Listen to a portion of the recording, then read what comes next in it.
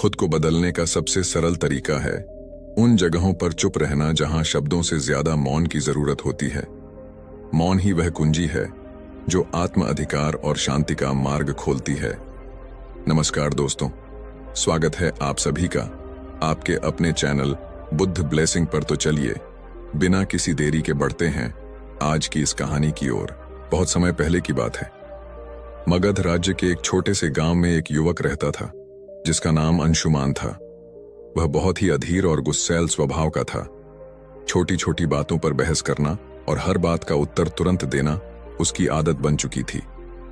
धीरे धीरे उसके इस स्वभाव के कारण लोग उससे कतराने लगे।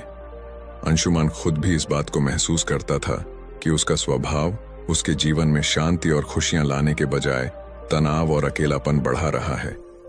लेकिन वह समझ नहीं पा रहा था कि उसे इस स्थिति से कैसे बाहर निकलना चाहिए। एक दिन उसने सुना कि पास के जंगल में भगवान बुद्ध का प्रवचन हो रहा है। बुद्ध के बारे में उसने बहुत कुछ सुन रखा था। उनकी करुणा, उनका ज्ञान और उनके द्वारा दी गई जीवन की शिक्षाएं। यह सुनकर अंशुमान ने सोचा, शायद मुझे मेरे सवालों के जवाब वहां मिल जाएं। वह जल्दी ही प्रवचन स्थल पर पहुंचा। वहां बड़ी भीड़ जमा थी। बुद्ध अपने सरल और स्पष्ट शब्दों में जीवन की गहराइयों को समझा रहे थे। उसी समय बुद्ध ने सभा को संबोधित करते हुए कहा, यदि तुम अपने जीवन में सच्चा बदलाव लाना चाहते हो तो 10 जगहों पर चुप रहना सीखो। यह सुनकर अंशुमान को कुछ आशा की किरण दिखी। प्रवचन समाप्त होने के बाद वह बुद्ध के पास गया और उनके चरणों में झुककर बोला, भगवान, आपने कहा कि बदलाव लाने के लिए 10 जगहों पर चुप रहना चाहिए। कृपया मुझे विस्तार से समझाइए कि ये 10 जगहें कौन सी हैं और मैं उन्हें अपने जीवन में कैसे अपना सकता हूं। बुद्ध मुस्कुराए और बोले, यह जानने के लिए तुम्हें धैर्य, अनुशासन और आत्मनिरीक्षण की आवश्यकता होगी।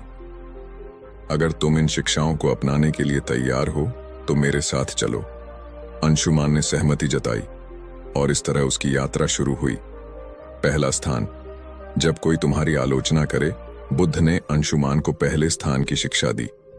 अंशुमान, जब कोई तुम्हारी आलोचना करे तो चुप रहो। आलोचना तुम्हारे लिए सीखने का अवसर है। यदि तुम गुस्से में प्रतिक्रिया दोगे तो तुम कुछ भी नहीं सीख पाओगे। लेकिन अगर तुम चुप रहकर सोचोगे तो तुम समझ सकोगे कि वह आलोचना सही है या गलत। बुद्ध ने उसे एक उदाहरण दिया। एक बार एक व्यक्ति ने मुझे अपशब्द कहे। मैंने चुप रहकर उसकी बात सुनी। जब वह थक गया तो मैंने उससे पूछा,